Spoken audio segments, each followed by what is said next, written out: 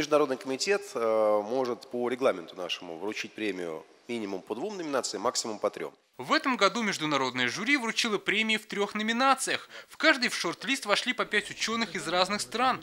В церемонии они участвовали по видеосвязи.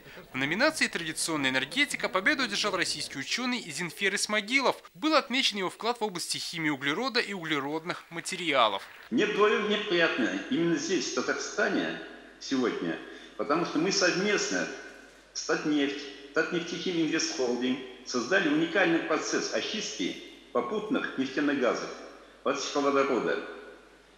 Скажу, что только на одном бавлинском предприятии за последние годы переработано 7 тысяч тонн сероводорода и предотвращен выпуск 15 тысяч тонн, это 250 вагонов серной кислоты в атмосферу. Как отметил Рустам Минниханов, Татарстан уделяет большое внимание энергетическим исследованиям. Наша республика нефтехимическая, и в то же время мы дальше развиваем это направление.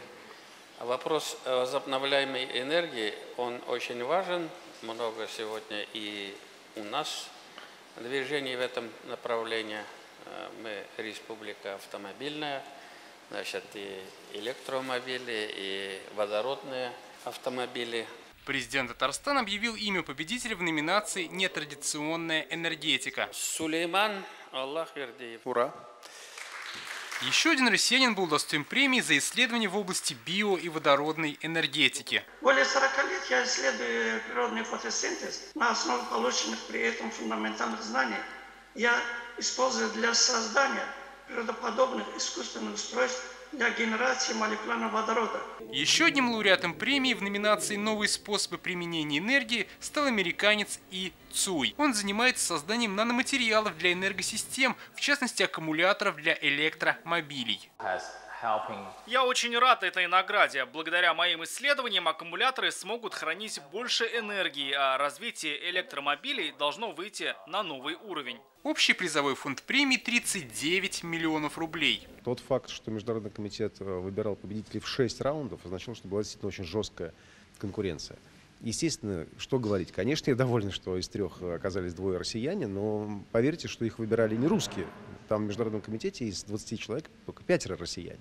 А остальные это такие мастодонты. Америка, Сингапур, Германия, Британия. Телеканал ТНВ вел съемку церемонии. Работала передвижная телевизионная станция.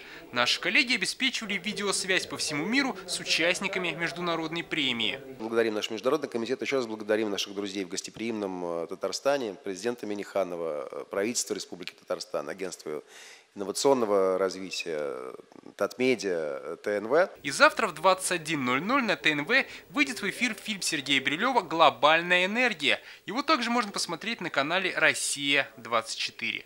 Дмитрий Аверин, Ильшат Мухаметов, ТНВ, Казань. Закажи рекламу на ТНВ. Телефон в Казани 5 705 100.